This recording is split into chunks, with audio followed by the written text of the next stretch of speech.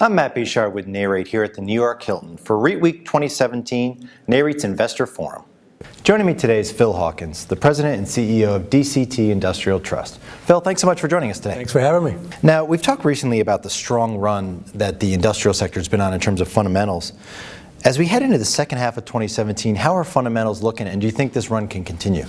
Fundamentals are strong. I start with demand, and demand is really as positive as people read about. And as I think about sort of the psychology within our own company, I think the confidence in demand is as high or higher than it was a year ago. As a result, I think rent growth is very positive, and the dynamics for future rent growth remain very positive because of healthy demand. Supply is rational, reasonably constrained in check.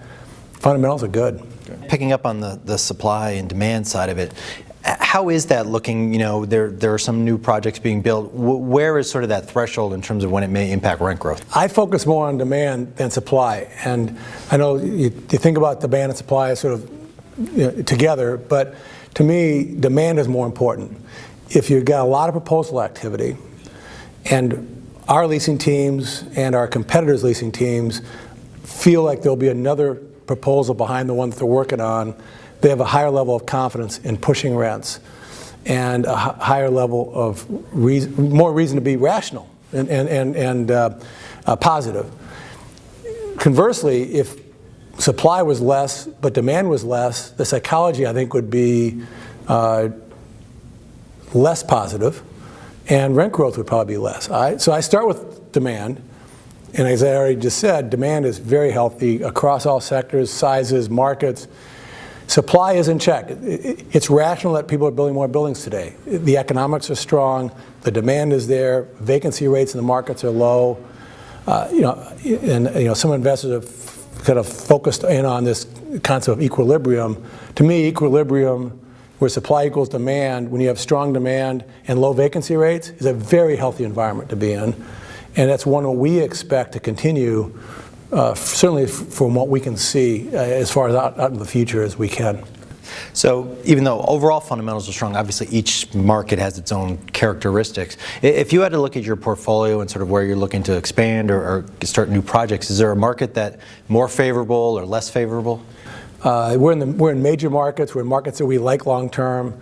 I think about it in two other ways. One is sub-market. We focus on sub-markets which we believe are closer to the consumer, closer to the urban core, more supply constrained, even in non-coastal markets.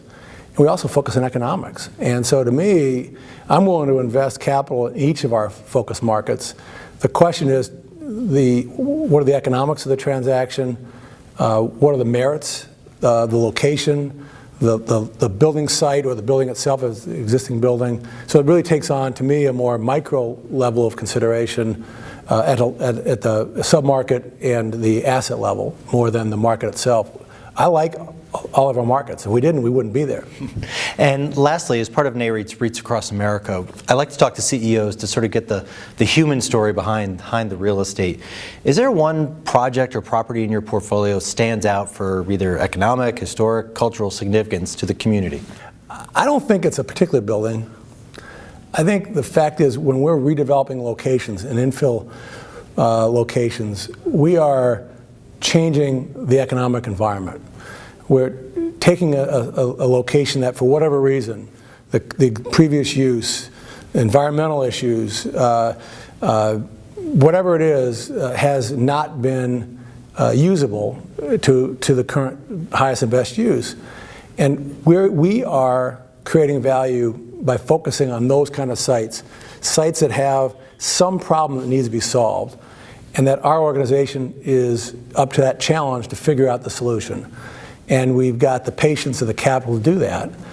And the result is increasing the economic value of that location. Phil, thank you so much for joining us. Thanks. For more from REIT Week 2017 and other REIT news and analysis, be sure to visit REIT.com.